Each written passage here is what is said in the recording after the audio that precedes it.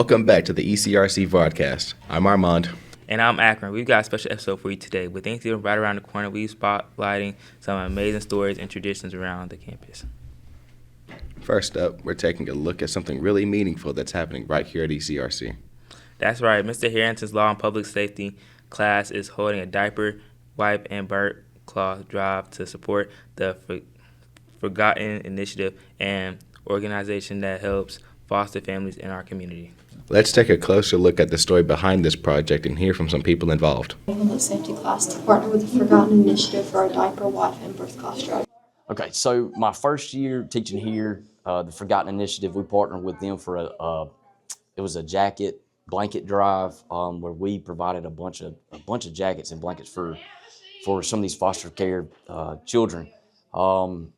I asked Lee Reeves, who is over the Forgotten Initiative, what can we do to help out this year? And she talked about the need for diapers, any type of sizes. Burp cloths was a big one, and some baby wipes. There's not a lot of foster care families in Bruton, in Escambia County, and some of these kids are getting split up. So you might have a brother who might stay in Bruton, but you might have a sister who might end up in Huntsville. And it's just to show that we're compassionate about these families that are taking on these young children like that. And that's kind of what inspired us is just to be able to give back. How were your students organized? So I told my students, they are in the law and public safety class, I have a police background, and they're required in the police academy to run 1.5 miles. None of my students are excited about running that 1.5 miles, and I told them, if you bring me a pack of diapers or a 3-pack of wipes or a 3-pack of burp cloths, I will give you a automatic 100. And that was just to kind of inspire them to basically kind of get that grade. But I also lay down the fact of, hey, none of y'all are 18, and the fact that if your mom and daddy, God forbid, if they passed away and you didn't have family here, you could end up in a foster care family as well.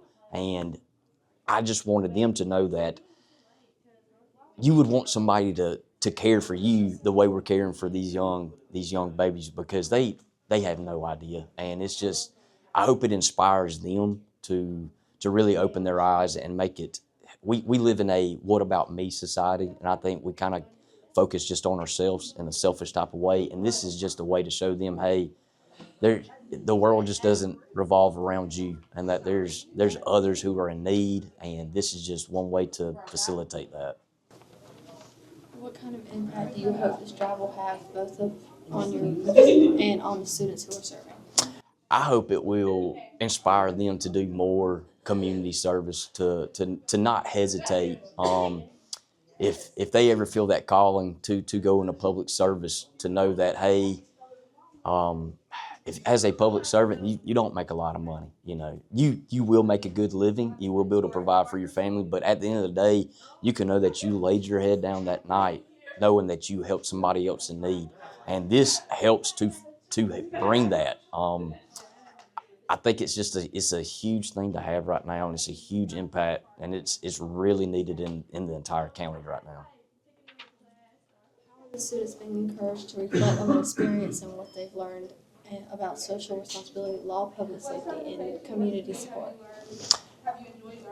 They're seeing it. They're seeing it every day. We can turn on the news and see everything bad that happens. But I've also, I get bad about scrolling through TikTok and stuff like that. We've also seen some good. We've also seen people who, maybe take the money that they have made and bless somebody else with it. And I hope it's just these little small impacts that will help. I just hope that, I know most of these kids, they're seeing it. I've got some of these kids that they probably have grown up in a foster care family. They probably don't live, with their mom and dad. They may not have the things that they do need. So for those students, they know what it might be like to grow up in that situation. And so it's easier for them to give back because they've also been in that type of situation. So to me, I think it's just a growth.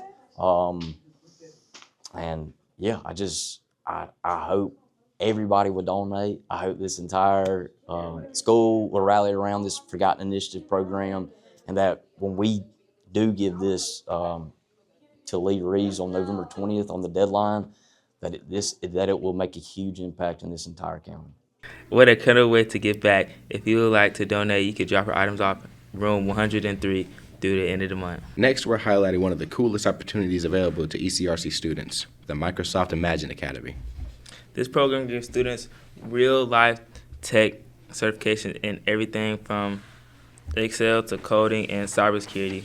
We were able to sit down with Mr. Brown to learn more. PowerPoint, that junk was hard. Working on it made me feel very proud. If I go into business or work in that type of field, I feel like I would know what to do. That it will help you in the long run and that you will really enjoy the class. PowerPoint, I love working on the ad machine, learning how to type and stuff on PowerPoint. If I want to do like stuff in the future, like business and stuff, then I can use these skills. My name is Robin Brown, and I am the business instructor here in the Microsoft Imagine Academy. Hey, we are a Microsoft testing facility, and we give the Microsoft Office Specialist certificates here, so anybody can come here and take a test. But as for what my students get out of it, this year we upgraded to Office 365, which means that all of my students have their own Office 365 account. Office 365 is the new business industry standard in business software, and they can sit for any of the tests given in Office products. Okay, the credential for the management and entrepreneur cluster, which is what my program is in, is to receive 2 of the Microsoft Office Specialist certificates, or 1 if it's an expert. And every year I do have some students that will get the word expert, so that is its own certification. Microsoft is used throughout the world. These tests are even given in 22 different languages.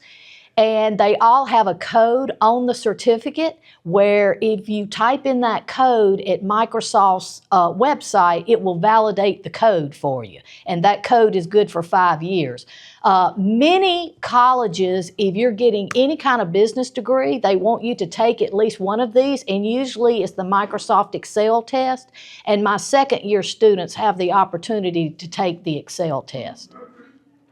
Pretty much those certifications with Microsoft, because Microsoft is so well known, and I get calls all the time from local people who are looking to hire somebody who is really good in Excel spreadsheets, and I spend an entire quarter doing nothing but spreadsheets. We do lots of business math projects. We do a couple of projects that involve the stock market, and we play the stock market game out of the governor's treasurer's office every year.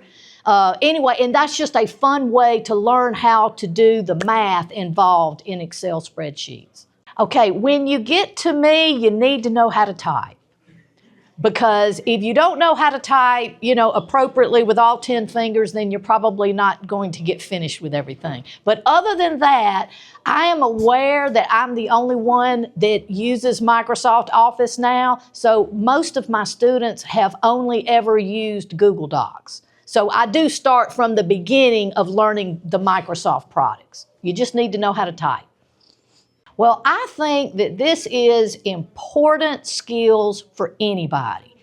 If you're going into business, if you're going into education, but also anything else, everybody needs to have effective communication skills. I cover that. Everybody needs to be able to put a report together. All of that is things that I cover, as well as all of the business math associated with Excel spreadsheets. Such an awesome opportunity for students to get ahead in the world of technology. Finally, we asked some of our fellow students what they're thankful for this year, and of course, what their favorite Thanksgiving food are. All right, today, guys, we can go around asking people what they're most thankful for this year. I am thankful for having all A's on the first 9 weeks.